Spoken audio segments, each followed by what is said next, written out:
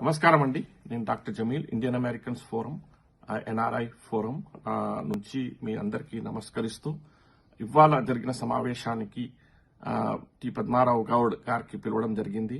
Indian Americans forum అనేది ఒక NRI group. దాంట్లో బీజేపీ మినహా అన్ని పార్టీల సభ్యులు ఉన్నారు.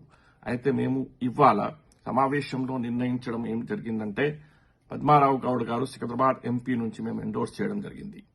ఎందుకనగా అభ్యర్థిని ఎంచుకున్నప్పుడు పద్మారావు గారికి బలపరచడం ఎందుకు అని నిర్ణయం తీసుకున్నప్పుడు ఆయనకి నిజాయితీ, ఒక రాజనీతి చిత్తశుద్ది మరియు ఆయన ఒక వివాదాస్పద రహిత, అవినీతి రహిత మరియు ప్రజా జీవితంలో ప్రజానాయకుడు,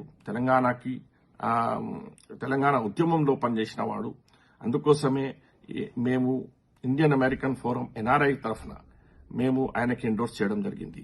మా మిత్రులందరికీ, మా ప్రజా సంఘాల నాయకులకి, మా సోషల్ వర్క్ చేసే మిత్రులందరికీ మేము పిలుపునిస్తున్నాము. సికింద్రాబాద్లో మీరు టి పద్మారావు గౌడ్ గారికి ఓటు వేసి ఎన్నుకొని ఆయనకి పార్లమెంట్లో పంపించండి. ఎందుకంటే ఒకవైపు ఆయన ఒక నిజాయితీ పరమైన ఒక పాలిటీషియన్ గా ఆయనే బీజేపీతోని తలబడుతున్నాడు.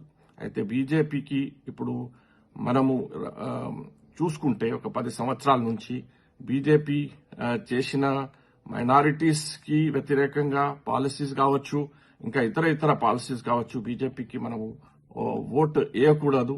ఎందుకంటే ఇప్పుడు కాన్స్టిట్యూషన్ అనేది ఇంకా మన సెక్యులరిజం కి బీజేపీకి ఓటు వేస్తే అది ప్రమాదంలో ఉంది. అందువలన మేము ఒక నిర్ణయం తీసుకున్నాము. టి పద్మారావు గౌడ్ గారికి మీ అమూల్యమైన ఓటేసి సికింద్రాబాద్ ప్రజలందరికీ మేము కోరుకుంటున్నాము. ఎన్ఆర్ఐ ఫోరం తరఫున మా ఫోరం మెంబర్లు, మా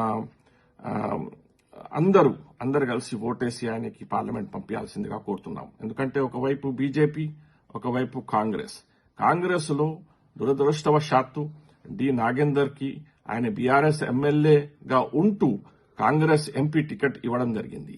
అయితే ఆయనకి ఓటు వేయకుండా టి పద్మారావు గౌడ్ గారికి, ఒక నిజాయితీ పరుడైన ఒక ప్రజానాయకుడికి ఓటేసి మీరు పార్లమెంట్లో పంపించాల్సిందిగా మేము ఇండియన్ అమెరికన్ ఫోరం ఎన్ఆర్ఐ తరఫున మీకు కోరుకుంటున్నాము.